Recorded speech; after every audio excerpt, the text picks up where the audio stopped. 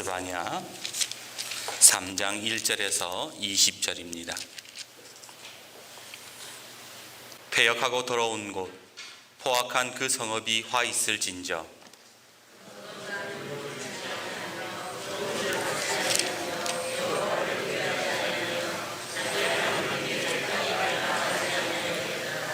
그 가운데 방백들은 부르짖는 사자요 그의 재판장들은 이튿날까지 남겨두는 것이 없는 저녁 일이요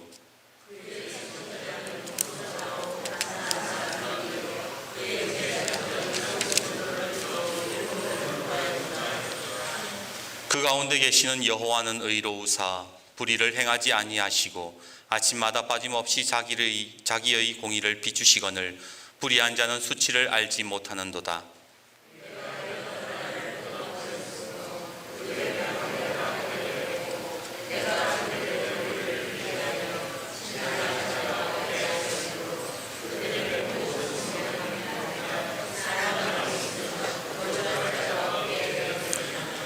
내가 이르기를 너는 오직 나를 경외하고 교훈을 받으라.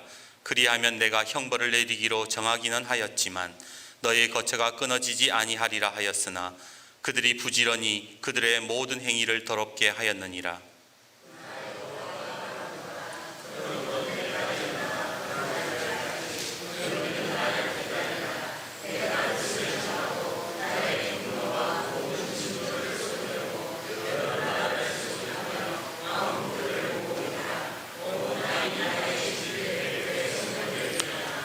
그때에 내가 여러 백성의 입술을 깨끗하게 하여 그들이 다 여호와의 이름을 부르며 한 가지로 나를 섬기게 하리니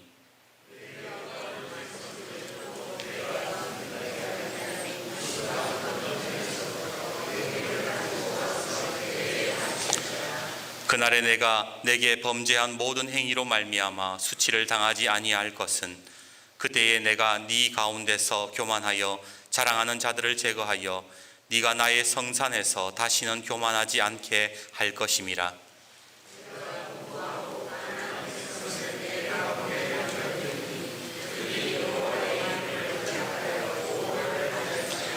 이스라엘의 남은 자는 악을 행하지 아니하며 거짓을 말하지 아니하며 입에 거짓된 혀가 없으며 먹고 누울지라도 그들을 두렵게 할 자가 없으리라.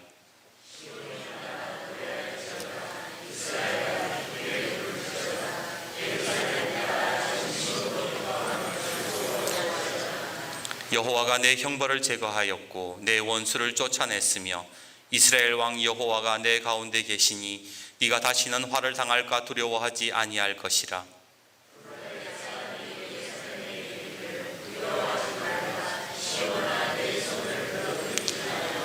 너의 하나님 여호와가 너희 가운데 계시니 그는 구원을 베푸실 전능자이시라. 그가 너로 말미암아 기쁨을 이기지 못하시며 너를 잠잠히 사랑하시며 너로 말미암아 즐거이 부르시며 기뻐하시리라 하리라.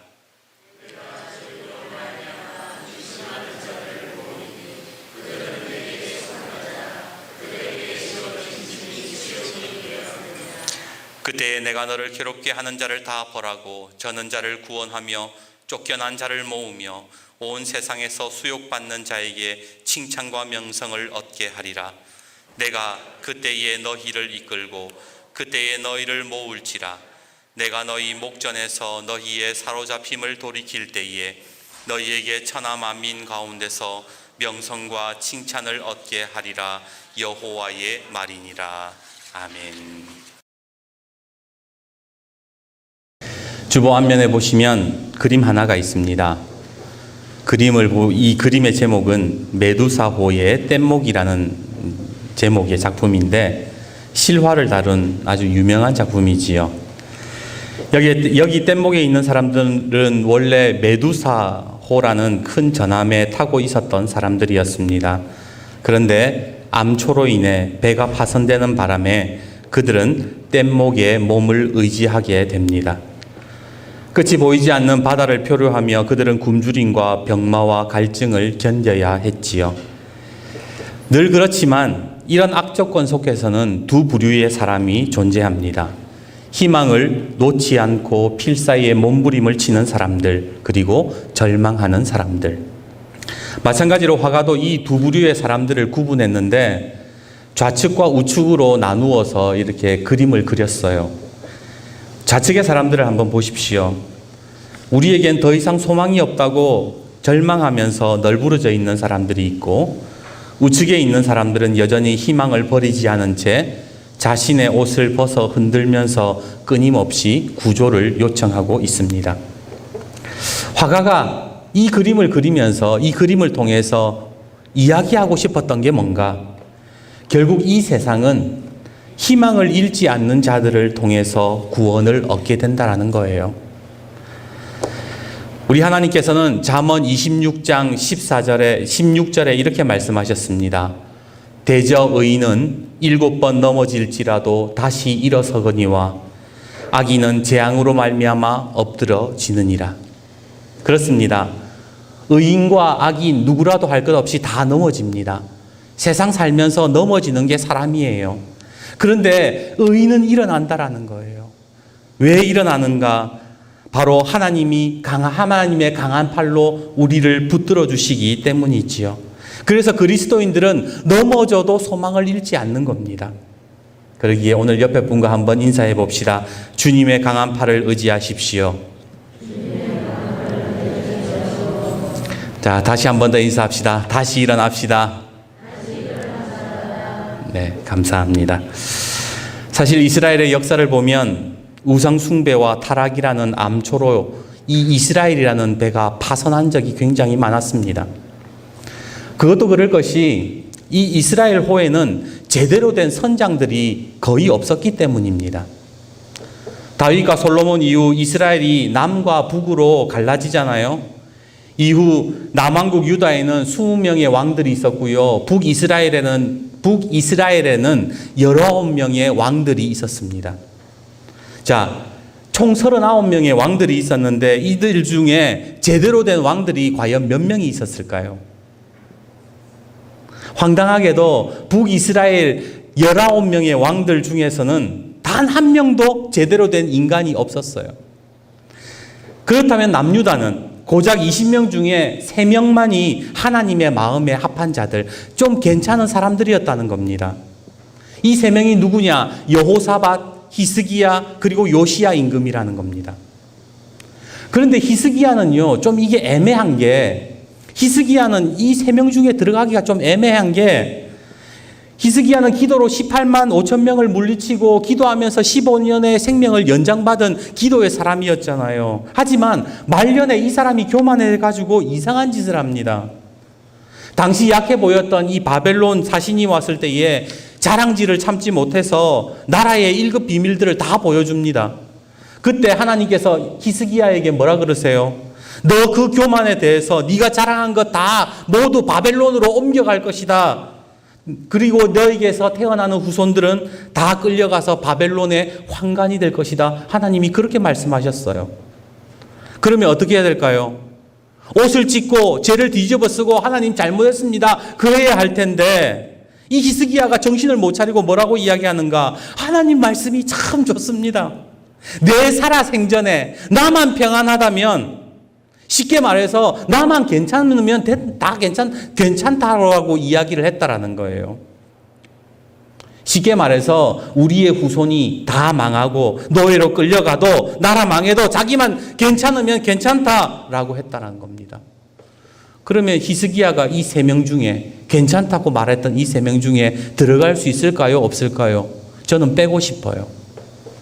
그래서 결국 이스라엘의 역사상 그나마 제일 괜찮았던 사람들이 딱 2명밖에 없다라는 거예요. 총 39명 중에. 그러면 여러분 한번 생각해 보십시오. 이스라엘이라는 이 배에 제대로 된 선장이 2명밖에 없는데 어떻게 유상숭배라는 암초에 걸리지 않고 타락이라는 거에 좌초가 되지 않겠습니까? 결국 분열왕국의 역사는 늘 고난과 하나님의 징계의 말씀으로 도배가 되었던 것이지요. 자, 그러면 오늘 본문 스바냐, 사실 스바냐 말씀은 잘 읽지 않는데 오늘 본문 스바냐 선지자가 활동한 시대의 선장은 누구였을까? 이스라엘호의 선장은 누구였을까? 다행히도 요시야예요. 39명 중에 그나마 괜찮은 이 두 명 중에 한 명인 요시야가 이때의 임금이었다는 겁니다. 그런데 오늘 말씀을 보면 하나님은 이스라엘을 향해서 이 괜찮은 왕이 지금 나라를 다스리고 있는데도 하나님은 진노의 말씀을 하고 계시더라는 거예요. 우리 1절과 2절 말씀 같이 한번 읽어봅시다. 1절, 2절입니다. 같이 읽습니다. 시작. 패역하고 더러운 곳 포악한 그 성읍이 화 있을진저 그가 명령을 듣지 아니하며 교훈을 받지 아니하며 여호와를 의뢰하지 아니하며 자기 하나님에게 가까이 나아가지 아니하였도다. 스바냐 말씀을 스바냐 1장부터 이렇게 쭉 읽어보면 뭐라고 말씀하냐면 여호와께서 이르시되 내가 땅 위의 모든 것을 진멸하리라. 내가 사람과 짐승을 진멸하고 공중의 새와 바다의 고기와 거치게 하는 것과 악인들을 아울러 진멸할 것이라. 내가 사람들을 땅 위에서 멸절하리니 나 여호와의 말이니라. 하나님께서 다 쓸어버린다 그러시는 거예요. 스바냐 1장부터. 내가 유다와 예루살렘의 모든 주민들 위에 손을 펴서 남아있는 바알을 그곳에서 멸절하며 그 마림이라는 이름과 및 그 제사장들을 아울러 멸절하며 또 지붕에서 하늘의 뭇별에게 경배하는 자들과 경배하며 여호와께 맹세하면서 말감을 가리켜 맹세하는 자들과 여호와를 배반하고 따르지 아니한 자들과 여호와를 찾지도 아니하며 구하지도 아니한 자들을 멸절하리라. 아니 지금 요아스 왕이 다스리고 있는데 하나님께서 지금 다 멸절시킨대요. 우상 숭배하는 자들부터 시작해서 이스라엘에 남아있는 짐승들까지도 다 싸그리 없애버리겠다 그러신 거예요. 요시야 임금 괜찮았다면서요. 하나님 마음에 합한 자라면서요. 성군이 다스렸으면 하나님 앞에 분명히 순종했을 거고 나라를 잘 다스렸을 텐데 왜 스바냐 말씀에 하나님의 진노가 들어가 있는가라는 것이지요. 그 이유는 바로 이 이스라엘이라는 배가 더 이상 회복할 수 없을 만큼 부서졌기 때문에 그런 거예요. 요시야가요, 임금이 되기 전에, 요시야 왕이 임금이 되기 전에 요시야의 할아버지 므낫세 왕은 어떤 사람이었느냐? 이스라엘 중에 최고로 악한 왕이었어요. 이 므낫세가 얼마나 악했는지 우상 숭배도 모자라서 자기 자식들까지 우상 앞에 불에 태워가지고 우상한테 바치는 그런 악한 왕이었다라는 거예요. 그러면 요시야 아버지는 괜찮았을까요? 아니요. 성경은요, 그 할아버지 므낫세보다 더 악했다. 이 아몬은 더 악했다라고 그렇게 말씀하고 있습니다. 그러니까 할아버지 때 말아먹고 아버지 때 말아먹었는데 그 다음에 물려받은 요시야 때 어떻게 했냐 말입니다. 예루살렘 온 성전 안에서 태양신과 바알신의 제사가 난무하고 매춘 행위가 온 나라 안팎을 뒤엎었습니다. 말씀을 대언해야 할 예언자들은 거만하고 제사장들은 타협했고 하나님의 성소를 더럽히며 백성들은 가난과 혼란 속에서 세상의 풍조를 따르던 시대, 그런 시대에 바로 요시야가 왕이 된 것입니다. 요시야가 왕이 되었을 때 몇 살이었을까요? 8살이었습니다. 지금으로 따지면 초등학교 이제 막 입학한 나이. 그 나이 때에 이미 좌초된 파손된 이스라엘 배를 이끌어야 했던 것이지요. 얼마나 당황스럽고 막막했을까요? 그런데 그때 하나님께서 스바냐 선지자를 요시야에게 보내주신 말씀이 바로 오늘 스바냐 3장의 말씀이더라는 겁니다. 그래서 1장과 2장을 보면 내가 이런 이스라엘을 다 멸절시키겠다 그렇게 말씀하시고 난 다음에 갑자기 3장에 와서 반전이 일어나요. 3장에 들어와서 하나님께서 요시야에게 뭐라고 말씀하시는가? 우리 16절과 17절 말씀 같이 한번 읽어봅시다. 16절과 17절입니다. 시작. 그날에 사람이 예루살렘에 이르기를 두려워하지 말라. 시온아 내 손을 넘어뜨리지 말라. 너의 하나님 여호와가 너희 가운데 계시니 그는 구원을 베푸실 전능자이시라. 그가 너로 말미암아 기쁨을 이기지 못하시며 너를 잠잠히 사랑하시며 너로 말미암아 즐거이 부르시며 기뻐하시리라 하시니라. 어제 하회 목사님한테서 전화가 왔습니다. 목양실에서 이제 설교 마무리하고 설교 다듬고 있는데 전화가 오셔서는 목사님 강물 보셨습니까? 이러다가 큰일 날 것 같은데 광덕은 괜찮아요? 그래서 강둑으로 여기 올라가 보니까 뭐 그렇게 심각한 상황은 아니지만 이대로 계속 비가 온다면 정말 위험할 것 같다는 생각이 들었습니다. 사실 우리가 지대가 굉장히 낮잖아요. 그래서 이 강둑이 무너지면 이제 우리는 거의 이재민이 되는 거죠. 아이고 큰일 나겠다 그렇게 마음을 가지고 그래도 아직 뭐 내일 예배 드리는 데는 지장이 없겠네 그렇게 생각을 하고 내려오는데 이 목양실로 이렇게 내려와서 돌아가는 길에 사택 뒤에 우리 박영호 집사님이 깨를 심어 놓은 그 깨밭을 보는데 갑자기 마음이 좀 아팠어요. 비에 맞아서 이 깨가 다 힘없이 쓰러져 있는 게 아닙니까? 저거 심으려고 참 수고 많이 했을 텐데 저렇게 맥없이 널브러진 모습을 보고 있노라니 우리 성도님들 얼굴이 하나씩 다 떠오르는 거예요. 고추는 괜찮을까? 벼는 괜찮을까? 복숭아는 어떻게 다 따셨나? 비 오면 벌이 날아다니지도 못할 텐데 왠지 우리 성도님들의 한숨이 들리는 것 같아서 주님 앞에 기도가 나오더라고요. 주님 우리를 긍휼히 여겨주십시오. 우리 성도들 어려움 없게 해주십시오. 아마 오늘 스바냐 선지자의 마음도 그랬을 것 같아요. 다 쓰러져 버린 이 이스라엘의 지금 현재의 상황을 보면서 하나님 쓰러져 버린 이 나라 이 백성들을 불쌍히 여겨주십시오. 그때에 하나님께서 스바냐에게 주신 말씀이 오늘 16절과 17절의 말씀이더라는 거예요.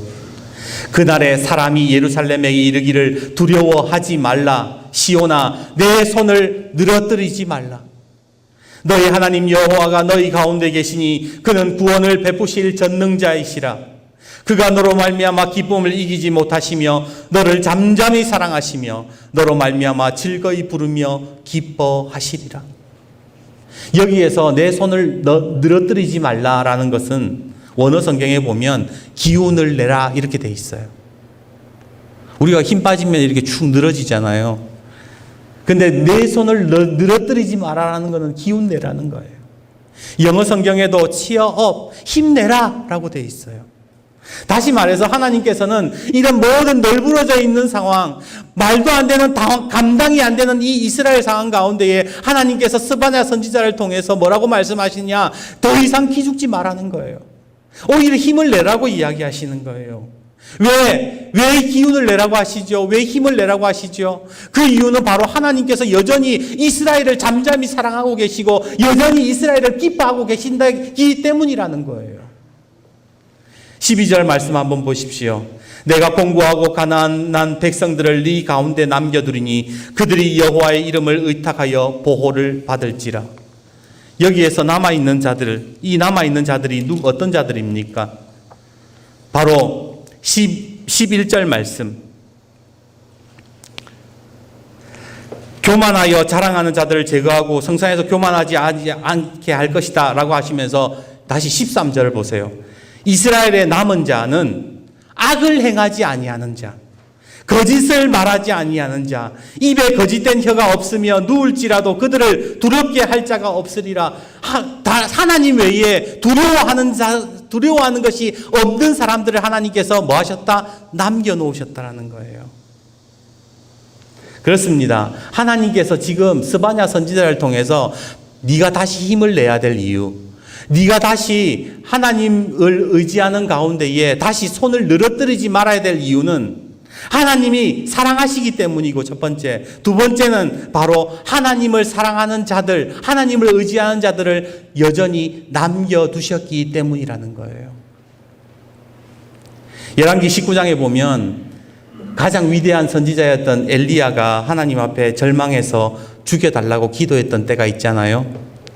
그때에도 하나님께서 엘리야에게 뭐라 그러십니까? 내가 이스라엘 가운데에 바알에게 무릎 꿇지 않는 7,000명의 사람들을 남겨두었다 그러시잖아요. 그렇습니다. 온 세상이 타락하고 부패했을 때에 모든 사람들이 다 널브러져 있을 때에도 하나님께서는 믿음의 정절을 지키면서 소망의 끈을 놓지 않는 사람들이 있다고 말씀하셨다는 겁니다. 우리가 겪고 있는 지금 상황들을 보면 참 우울합니다. 모든 것들이 그냥 포기하고 싶을 때도 많고 기죽어 살 때가 참 많지 않습니까? 그럼에도 불구하고 하나님께서 오늘 우리에게 말씀하시는 게 이거예요. 내가 있잖아. 강한 팔로 너를 붙들어주는 내가 있잖아. 그리고 여전히 그 하나님을 섬기는 사람들이 너 말고 이 땅에 여전히 남아있다라고 말씀해 주셨던 겁니다. 역사를 보면 여전히 하나님의 인도하심을 믿으면서 하나님을 의지하는 사람들을 통해서 이스라엘이 회복이 되었습니다. 마찬가지로 오늘 우리의 삶에도 회복은 어떤 사람들로 이루어지느냐? 여전히 하나님을 의지하며 그 남은 사람들, 남은 자들과 함께 하나님 나라를 이루어가려는 사람들을 통해서 이 나라의 역사는 바뀌게 되는 것이지요. 오늘 요시야가 하나님의 말씀에 순종할 수 있는 성군이 될 수 있었던 이유가 바로 여기에 있습니다. 초등학교 나이에 왕이 되었잖아요. 그리고 종교개혁을 언제 하느냐? 16살에 합니다. 8년 후에.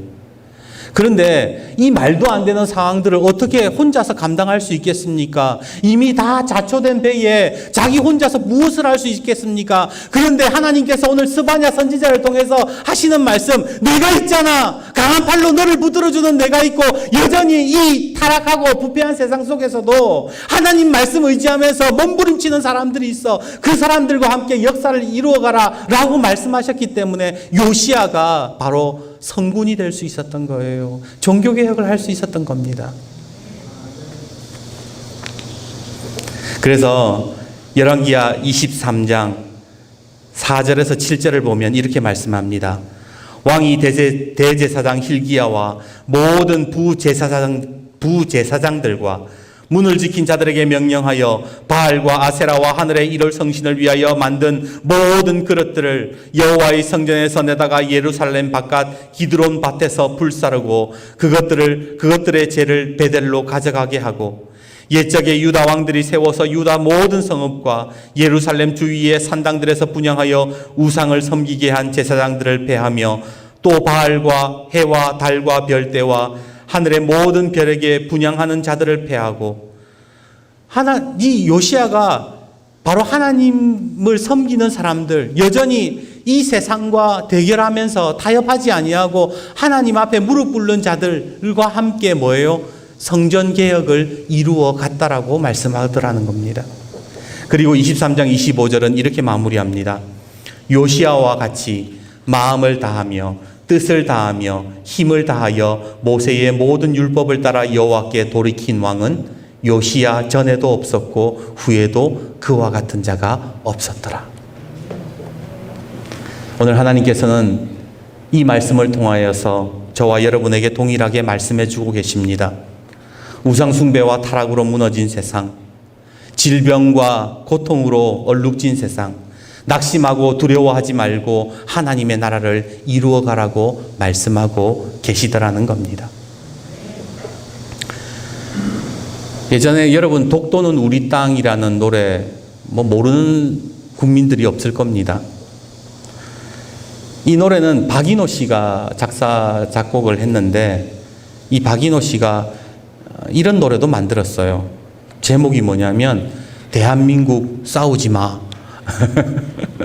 그 가사가 좀 되게 재밌습니다. 제가 읽어드릴게요. 노래는 못 불러요. 여당 야당 천년만년 싸우고 좌익 우익 해방 때부터 아직까지 싸운다.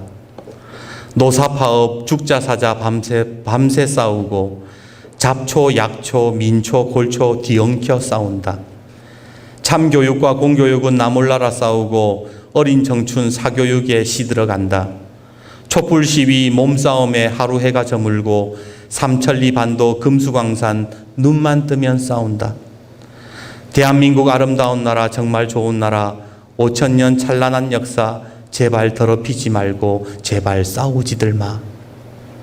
공부 쪼까 하는 분들은 고시만 파고, 머리 쪼까 돌아가는 분들은 고수돈만 친다. 얼굴 쪼까 빠진 분은 연예인 되려고 이리저리 뛰고 백을 찾아 헤맨다. 뇌물선수 너네 아빠는 억대 고위층, 만년계장 우리 아빠는 사사구 도토리다. 강남 땅 아파트에는 억대 부유층, 신용불량자 카드 돌려막기 언제나 끝이 날까? 5,000년 찬란한 역사 제발 더럽히지 마. 제발 싸우지들 마. 그만 좀 싸우라는 말이 참 공감이 되지 않습니까? 제가 알기로는 이 노래가 2003년도쯤에 나온 걸로 알고 있는데 20년이 지나도 여전히 바뀐 거는 없는 것 같아요. 과연 이런 세상에서 아무리 노력해도 바뀌지 않을 것만 같은 이 세상에서 우리는 어떻게 살아가야 될까요? 분명한 사실은 우리가 손가락질하고 비판만 한다고 해서 세상은 바뀌지 않더라는 겁니다. 분명 세상에서 어둠을 더하는 이들을 비판하는 것은 당연합니다. 기독교인이라면, 예수 정신으로 사는 사람이라면 당연히 비판해야 되겠지요. 그러나 이 세상이 정말로 변화되려면, 정말로 나아지려면 하나님 나라를 꿈꾸는 사람들이 많아져야 되고, 그 남은 자들과 함께 하나님 나라를 이루어 가야만 이 세상이 변하는 거예요. 하나님의 강한 팔을 붙드는 사람들이 많아질수록 이 세상이 변하는 거지, 손가락질한다고 변화되는 것은 아니더라는 겁니다. 오늘 요시야가 종교개혁을 감행할 수 있었던 이유도 바로 그와 같은 맥락이지요. 하나님이 말씀하신 그 남은 자들과 함께 하나님의 말씀을 지켜갈 때에 자초되어 버린 이 이스라엘을 다시 회복시킬 수 있게 되었던 겁니다.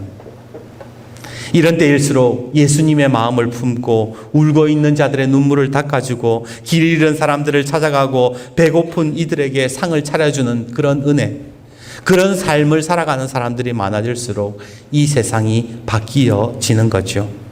우리 19절과 20절 말씀 같이 한번 읽어봅시다. 19절과 20절입니다. 시작. 그때에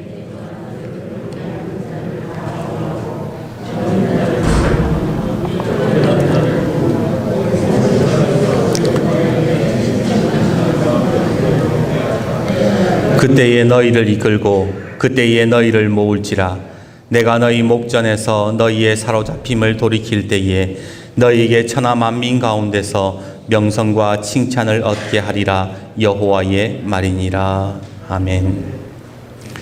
세상이 이래도 하나님이 계시기 때문에 손을 늘어뜨리지 않는 사람, 여전히 힘을 내고 하나님이 함께하고 계신다는 그 믿음을 가지고 이 세상에서 몸부림치는 사람, 이 세상을 두려워하는 자들이 아니라 하나님을 두려워할 줄 아는 사람들을 통해서 하나님께서는 이 세상을 바꾸어 가시고 그때에 너희 그 사람들을 향해 칭찬과 명성을 얻게 할 것이다. 주님은 약속해 주셨습니다. 그러기에 세상이 악할수록 우리 그리스도인들은 낙심하지 말고 더 사랑하고 주님의 말씀을 따라가는 귀한 은혜가 있기를 주님의 이름으로 축복합니다. 이제 말씀을 맺겠습니다. 제가 설교 준비를 하다가 설교 준비하면서 자료를 찾다가 예전에 그 고 조오련 선수가 수영하는 사진을 한 장 보았습니다. 젊은 분들은 잘 모르겠지만 우리 좀 연배가 있으신 분들은 조오련 선수 이러면 다 알지요. 이분이 대한해협도 건너고 그 다음에 그 영국과 프랑스 사이에 있는 도버 해협을 수영으로 횡단했었는데 그 사진이 어떤 사진이었냐면 바로 이 영국과 프랑스 사이 도버 해협 한 약 34~5km 되는 그 거리를 수영하는 장면의 사진이었습니다. 근데 재밌는 게 수영해서 가는데 그냥 가는 게 아니더라고요.